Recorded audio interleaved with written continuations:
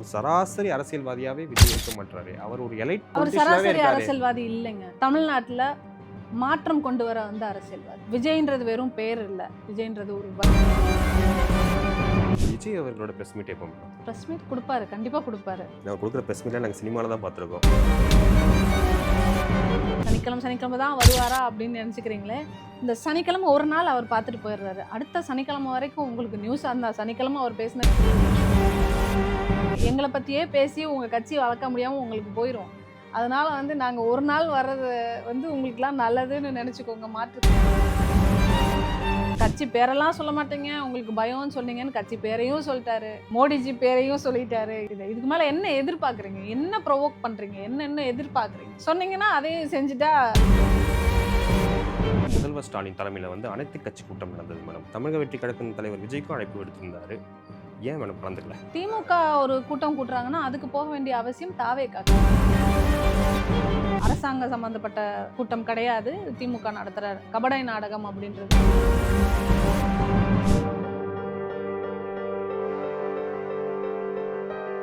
Take one நேயர்களுக்கு வணக்கம். நான் உங்கள் கமல். இன்று நம்முடன் சமகால அரசியல் பேச இருப்பவர் தமிழக வெற்றி கழகத்தை சேர்ந்த ரஞ்சனா நாச்சி அவர்கள். வணக்கம் மேம். வணக்கம் மேடம். விஜய் அவர்களின் தமிழக வெற்றி கழகத்தின் சார்பாக நிறைய பேர் பேட்டி கொடுக்குறாங்க, கட்சியின் கொள்கைகளை சொல்கிறாங்க, ப்ரெஸ் மீட் கொடுக்குறாங்க. விஜய் அவர்களோட ப்ரெஸ் மீட் எப்போ மேடம்? ஏன்னா எல்லாரும் எதிர்பார்க்குறது. ப்ரெஸ் மீட் கொடுப்பாரு, கண்டிப்பாக கொடுப்பாரு. அதுக்கான நேரம் வரும்போது கொடுப்பாரு. இப்போ அவருக்கான ப்ரெஸ் மீட் கண்டிப்பாக கொடுக்கணுன்ற அவசியம் இல்லை, சட்டம் இல்லை, இப்போ தேவையும் இல்லை. அரசியல் கட்சி தலைவராக தொண்டர்கள் எதிர்பார்ப்பாங்க, பொதுமக்கள் எதிர்பார்ப்பாங்க. இப்போ அது தேவையில்லைன்னு பார்க்குறோம். இப்போ அது தேவையில்லை.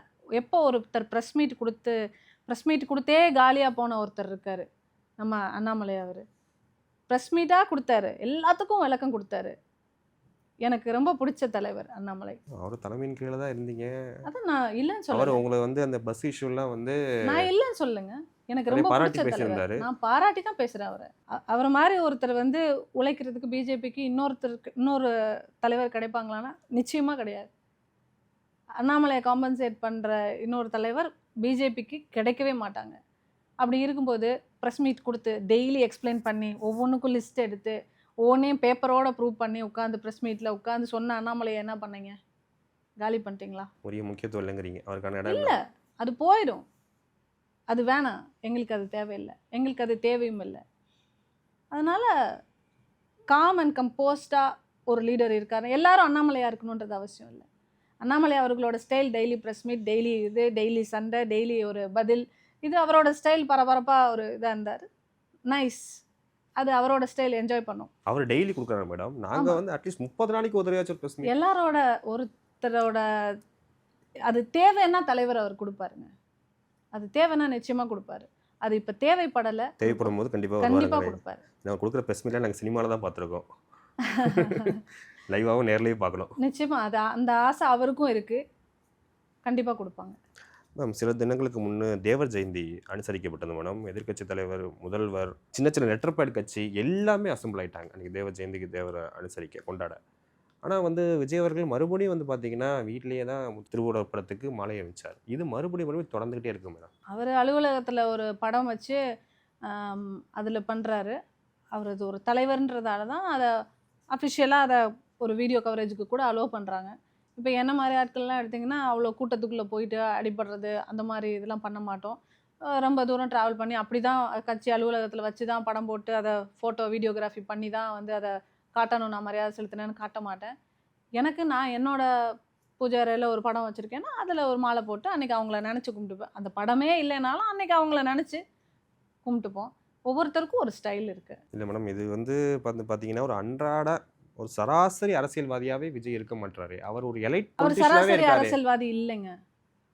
தமிழ்நாட்டில் மாற்றம் கொண்டு வர வந்த அரசியல்வாதி. விஜய்ன்றது வெறும் பேர் இல்லை, விஜய்ன்றது ஒரு வைப். இதை நிச்சயமாக தமிழக மக்களுக்கு இந்த 2026 எலெக்ஷனில் ப்ரூவ் பண்ணுவார். மேம், வைஷ்ணவி அவர்கள் டிவிகேல அறிமுகமாகி தான் ஒரு இன்ஸ்டாவில் ஒரு பிரபலம் அடைஞ்சாங்க. அதுக்கப்புறம் ஏதோ கொள்கை ரீதியாகவும் அவங்களுக்கு இம்பார்ட்டன்ஸ் இல்லைனானோ, ஒரு யங்ஸ்டர்ஸுக்கும் ஒரு பெண்களுக்கும் முக்கியத்துவம் இல்லை வளர விடாமல் அடக்குறாங்க அப்படின்னு சொல்லி வெளியே வந்தாங்க. இப்போ திமுகவில் ஐக்கியமாயிட்டாங்க. அவங்களோட அரசியல் எதிரி பின்னாடி போயிட்டாங்க அவங்க. உண்மையிலே அது மாதிரி ஒரு கல நிலவரம் இருக்கா தாவேக்கால? ஒரு பெண்களுக்கும் சரி இளைஞர்களுக்கும் வாய்ப்பு அளிக்கப்படாமல் இருக்கா? தாவேக்காலன்னு இல்லைங்க, அரசியல்னு இல்லைங்க, எந்த ஒரு தொழில் எடுத்துக்கிட்டாலும் சரி, எந்த ஒரு அமைப்பு எடுத்துக்கிட்டாலும் சரி, பள்ளிக்கூடங்கள், ஹாஸ்பிட்டல்ஸ், எந்த இதை எடுத்துக்கிட்டிங்கனாலுமே சரி, அங்கே வந்து பெண்களுக்கு அடக்குமுறைகள் இருக்கும். இருக்கு. டிவிக்கேல இருக்குங்கிறீங்க. இருக்கலாம். எல்லா பெண்ணுக்கிட்டயும் நான் போய் கேட்க முடியாது. என்ன அடக்குறாங்களான்றது தான் நான் சொல்ல முடியும். இன்னொரு பெண்ணுக்கு அது நடக்குதான்றது எனக்கு தெரியணும்ல. எல்லா பெண்களும் உட்காந்து கூட்டம் போட்டு பேசிட்டே இருக்குமா, உன்ன என்ன பண்ணாங்க, உன்ன என்ன முடியாது. அது தெரியாது. எத்தனை ஊர்கள் இருக்கு, எத்தனை நிர்வாகிகள் இருக்காங்க, ஒருத்தருக்கு மேல ஒருத்தர் இருக்காங்க. எங்க என்ன நடக்குது அப்படின்றது வந்து ஓப்பனா சொல்லணும்னா யாருக்குமே எங்க என்ன நடக்குதுன்றது சொல்ல முடியாது. அப்படிங்கும்போது அந்த பொண்ணுக்கு அது ஒரு அடக்குமுறை நடந்திருக்கலாம். மேபி மரியாதை இல்லாம இருந்திருக்கலாம். பட் என்ன பொறுத்த வரைக்கும் ஒரு பெண் அரசியல்ல சாதிக்கணும்னா முதல்ல பொறுமை ரொம்ப முக்கியம். அந்த பொறுமை, நம்ம சில நாட்கள் அசிங்கப்படுவோம். சில நாட்கள் நம்ம என்ன சொல்றது, அவமதிக்கப்படுவோம். இதுக்கு எல்லாத்துக்கும் பொறுமை காத்து அதுக்கான காலம் நமக்கான காலம் வர வரைக்கும் வெயிட் பண்ணும்போது தான் நம்மளால அரசியல்ல ஜெயிக்க முடியும். இன்னைக்கு எனக்கு மரியாதை இல்ல, இன்னைக்கு எனக்கு மேடையில இடம் இல்ல, இன்னைக்கு எனக்கு பொறுப்பு இல்ல அப்படின்னு உடனே ஒரு முடிவு எடுத்தோம் அப்படின்னு சொன்னா, அது அரசியல் இம்மெச்சூரிட்டி தான். அண்ட் வைஷ்ணவி பொறுத்த வரைக்கும் நான் என்ன நினைக்கிறேன்னா, எந்த பெண்ணையுமே வந்து எந்த கட்சியினரும் மீம் போடுறது, ட்ரோல் பண்றது, அந்த மாதிரியான விஷயங்கள பண்ணக்கூடாது. இது வந்து அரசியலுக்கு பெண்கள் வர்றதுக்கு ஒரு பெரிய முட்டுக்கட்டையா இருக்கும். ஏன்னா பெண்கள் சுதந்திரமா அரசியலுக்கு இன்னைக்கு வர்றாங்க, இளைஞர்கள் அரசியல் படுத்துறாங்கன்னா, அதுக்கு நம்ம எல்லாரும் சேர்ந்து அவங்களுக்கு உதவியா இருக்கணும். அத விட்டுட்டு மீம்ஸ் அண்ட் ட்ரோல்ஸ் போடுறது தாவேக்காவினரா இருந்தால், அது வந்து கண்டிப்பா அது கண்டிக்கத்தக்கது. ஆனா, அவங்க மேல இருக்க பிரச்சனை என்னன்னு பார்த்தீங்கன்னு சொன்னா, அந்த பொண்ண அவங்க தான் சீண்டுறாங்க. ஸோ இது ஒரு பொண்ணு சும்மா இருக்க பொண்ண எல்லாரும் சீண்டுறாங்க அப்படின்னு சொன்னா, அது வேற. இது அவங்களே என்னைய பத்தி எல்லாரும் பேசுங்க, என்னைய பத்தி எல்லாரும் இது பண்ணுங்கன்னு அவங்களே வாலண்டியரா வம்புலிங்கடா நான் வரேன் ரெடியா இருக்கேன், எனக்கு ரொம்ப போர் அடிக்குதுன்ற மாரி ஒரு வீடியோ போடுறாங்க, டெலீட் பண்றாங்க. அந்த மாரி சண்டைக்கு போனா, பசங்க வந்து பொண்ணுங்களுக்காக விட்டு குடுக்குறவங்க தான் நம்ம பசங்க. ஆனா அந்த பொண்ணுங்க வந்து தன் எல்லை மீறி சில விஷயங்கள் பண்ணும்போது, அ அந்த மாரியான விஷயங்கள் பதிலுக்கு பண்றாங்க. அப்போ ஒரு பெண்ணா தன்னை தயார்படுத்திக்கணும். நீ ஃபைட் பண்ண ரெடி ஆயிட்டனா, யூ ஃபைட் ஃபார் இட். நீ எப்ப அத பண்ணலையோ, அப்பதான் நீங்க அத பண்ணாதீங்கன்னு சொல்லணும். நான் ஒருத்தன கெட்ட வார்த்தையில பேசுவேன். ஆனா, அவன் என்ன பதிலுக்கு கெட்ட வார்த்தையில பேசக்கூடாதுன்னு சொன்னா, அது ரைட் கிடையாது. நான் ஒழுக்கமா தானடா இருக்கேன். நான் அமைதியான முறையில தான் போராடுறேன். நீயும் அமைதியா தான் என்கிட்ட பேசணும்னு சொன்னா, அது நியாயம் உண்டு. நான் அமைதியா இருப்பேன். நான் கெட்ட வார்த்தையில பேசுவேன், பேசக்கூடாதுன்னு சொல்றது நியாயம் கிடையாது. இது அ அவங்க சார்ந்தவங்க அவங்களுக்கு சொல்லிக் குடுக்கணும்னு நெனைக்கிறேன். அவங்க சமூக வலைதளங்கள்ல வந்து ஒரு வீடியோ வேற விட்டுருந்தாங்க மேடம். அந்த வீடியோ பார்த்துருந்தீங்கன்னு பார்த்தேன், நினைக்கிறேன். பார்த்தேன், பார்த்தேன். அதாவது 41 பிணங்கள் வந்து பார்த்தீங்கன்னா, மாமல்லபுரத்த நோக்கி போற மாரி போட்டிருந்தாங்க. இப்ப இதெல்லாம் வந்து விமர்சிக்கக்கூடியது தான் மேடம். இதெல்லாம் சரியான இதெல்லாம் போக்கா? முதல்ல இது தாவேக்காவினர பாதிக்கும். தளபதி விஜய் அவர்கள பாதிக்கும்னு நெனைக்கிறத விட, பாதிக்கப்பட்ட மக்கள் பார்க்கும்போது அவங்களுக்கு எவ்வளோ பாதிப்பா இருக்குன்றத முதல்ல மனிதாபிமானத்தோட ஒரு ஹியூமானிட்டேரியன் ஆஸ்பெக்ட்ல யோசிச்சு பார்த்தா, இத பண்ண மாட்டாங்க. இத ஒரு பெண்ணா ஷேர் பண்றதெல்லாம் வந்து ரொம்ப ஒரு ஏத்துக்க முடியாத ஒரு விஷயம் தான். இத தவிர்க்கணும். எந்த அரசியல் கட்சியாகட்டும், நீங்க டான்ஸ் போடுறீங்க, காமெடி பண்றீங்க, அதெல்லாம் வேற. அதெல்லாம் காமெடியா கூட பார்க்கறதுக்கு 4 பேர் இருக்காங்க. அத வச்சு நீங்க 4 வியூஸ் வருது, உங்களுக்கு அதுல ஒரு வருமானம் வருதுன்னா, ஓகே, ஃபைன். அதுக்கு நம்ம ஜனநாயக நாட்டுல சுதந்திரம் இருக்கு, பண்றீங்க. பட் ஆனா, ஒருத்தர் மனத புண்படுத்தும் ரீதியா வந்து வீடியோஸ கிரியேட் பண்றது வந்து 41 உயிர்கள்ல சின்ன பிஞ்சு குழந்தை கூட இறந்திருக்கு. ஸோ, மனரீதியா அவங்கள பாதிக்கப்பட்ட மக்கள போய் பாதிக்கிற மாரியான விஷயங்கள செய்யாதீங்க. மேம் தமிழக அரசியல் களத்துல வந்து பார்த்தீங்கன்னா, பெண்களா சாதிச்சவரோட எண்ணிக்கை வந்து ரொம்ப குறைவு. செல்வி ஜெயலலிதா அவர்கள். இப்ப அரசியல் களத்துல வந்து ஆளுநரா இருந்தாங்க. தமிழக பிஜேபியின் தலைவரா இருந்தாங்க. தமிழிசை சவுந்தரராஜன் அவர்கள். வானதி சீனிவாசன் எம்எல்ஏ இருக்காங்க. இந்திய அரசியல் களத்துல பார்த்தீங்கன்னா, இந்திரா காந்தி அவர்கள். இது மாரி மிகச்சிறிய விரல் விட்டு எண்ணக்கூடிய அளவில் தான் இருக்காங்க. இந்த மாரி இருக்கிற நேரத்துல வந்து நீங்க ஒரு சினிமா துறையிலேருந்து எந்த ரிஸ்க் எடுத்து நீங்க பாலிடிக்ஸ்க்கு வந்தீங்க மேடம்? நான் சினிமா துறைக்கு வந்ததே அரசியலுக்கு வரணும்னு தான் வந்தேன். அரசியல் தான் என்னோட அ கோல். ஆனா, அதுக்கு நம்ம எல்லாரும் தேர்ந்தெடுக்கிற மாரி சினிமான்றது வந்து நம்ம முகம் ரீச் ஆகுறதுக்கு சினிமா ஒரு பெரிய படிக்கட்டா இருக்கும். அப்படி நெனச்சு தான் சினிமாக்கு வந்தேன். அ பட் மக்கள் சேவை அப்படிங்கிறது சின்ன வயதிலிருந்தே என்னோட பயணம் அப்படி தான் இருந்திருக்கு.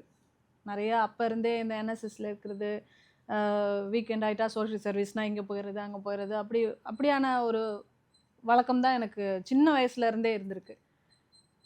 தலைவர்கள் ஜெயிச்சவங்க, பெண்கள் ஜெயிக்கிறவங்கன்னு பார்த்தீங்கன்னா, மீண்டும் சொல்லணும்னா அமைதி காத்தவங்க, பொறுமையாக இருந்தவங்க, அவங்க மட்டும்தான் ஜெயிக்க முடியும்.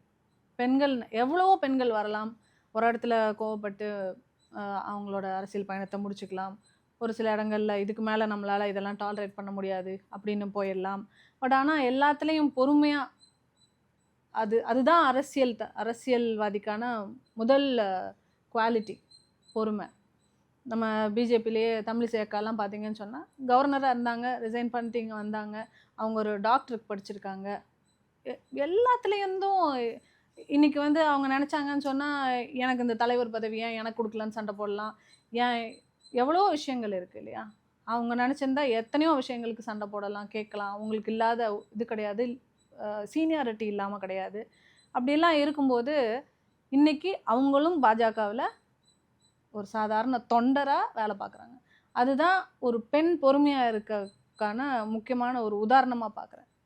இது மாற்றுக் கட்சியிலேருந்து சொன்னால் கூட பெண்கள் அரசியலில் சாதிச்சதில் தமிழிசை அக்காலாம் வந்து எத்தனையோ ட்ரோல்ஸ் அண்ட் மீம்ஸ் எல்லாம் தாண்டி தான் இன்றைக்கி வந்து அந்த இடத்துல நின்னாங்க. அவங்க ஒரு நல்ல ஒரு எக்ஸாம்பிளாக நினைக்கிறேன். மேடம், போன நாடாளுமன்ற தேர்தலில் வந்து ஓபிஎஸ் அவர்கள் சுயேட்சையாக நின்னார் மேடம். நீங்கள் இந்த பலாப்பழ சின்னத்துக்கு நீங்கள் தேர்தல் பரப்புலாம் மேற்கொண்டீங்க. இப்போ வந்து ஓபிஎஸ், டிடிவி தினகரன், செங்கோட்டையன் அவர்கள்லாம் ஒரு அணி உருவாகிருக்கு. அவர்கள்லாம் டிவிக்கு இணைய வாய்ப்பு இருக்கா மேடம்? அதான் நான் சொல்கிறேனேங்க, எதுக்கு வேணாலும் வாய்ப்பு இருக்குது. நாளைக்கு எல்லாரும் சேர்ந்து கூட தவேகாவோட சேர்ந்து இருக்கிறதுக்கு வாய்ப்புகள் இருக்குது. நிறைய ஆப்ஷன்ஸ் இருக்குது. ஒன்று ஏடிஎம்கே கூட கூட்டணி வரலாம்.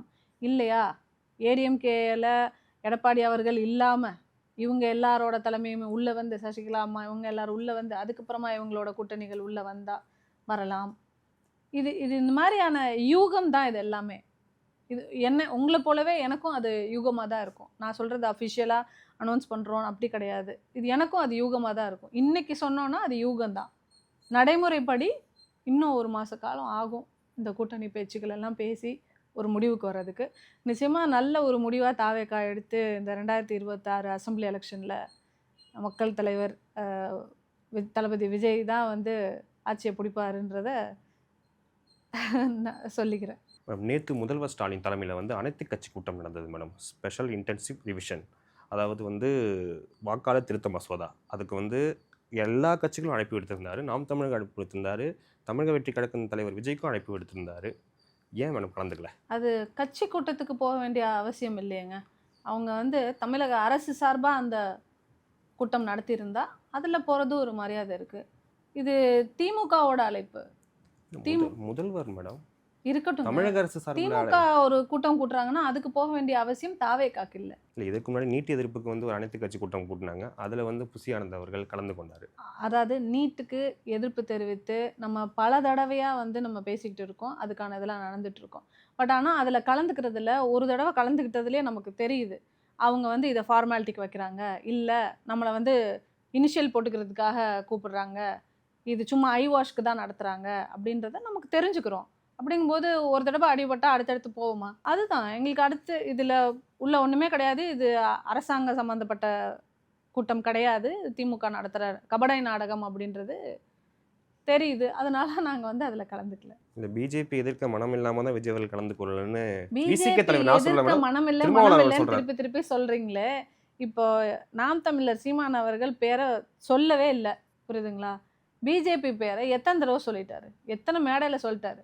சரி, கட்சி பேரெல்லாம் சொல்ல மாட்டேங்க, உங்களுக்கு பயம்னு சொன்னீங்கன்னு கட்சி பேரையும் சொல்லிட்டாரு,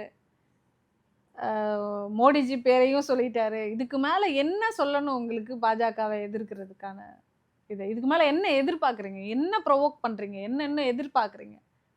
சொன்னீங்கன்னா அதையும் செஞ்சுட்டா திருப்தி ஆயிடுவீங்களா? 2026 கண்டிப்பாக பிஜேபியோட கூட்டணி அமையாதுங்கிறீங்க. என்டிஏ கூட்டணியில் டிவிக்கு இருக்காது.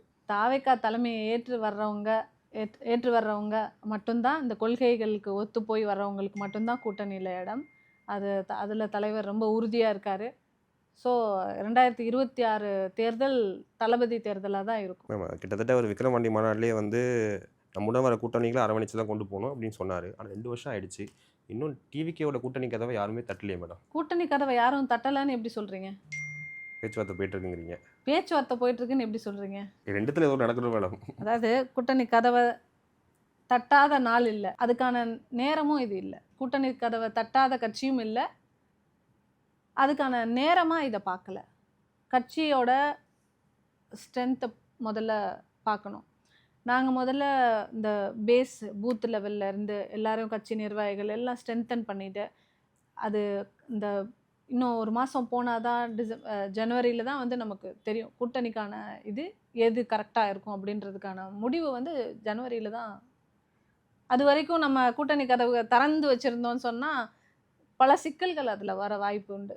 அதனால வந்து இப்போதைக்கு அதை பற்றின டாக் நிறைய உங்களுக்கு ஏடிஎம்கேல எடப்பாடி அவர்கள் சொல்லியிருப்பார், எல்லாருமே சொல்லியிருப்பாங்க.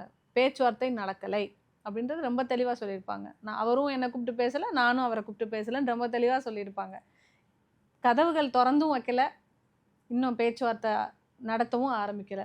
எது நடக்குமோ அது அந்த நேரத்தில் சிறப்பாகவே நடக்கும். ஆனால் அதிமுகவோட பிரச்சார கூட்டங்கள்ல அங்கங்கே வந்து தேவைக்கட கொடி வந்து எட்டி பார்க்குது மேடம். அது வந்து மக்களோட எழுச்சிங்க.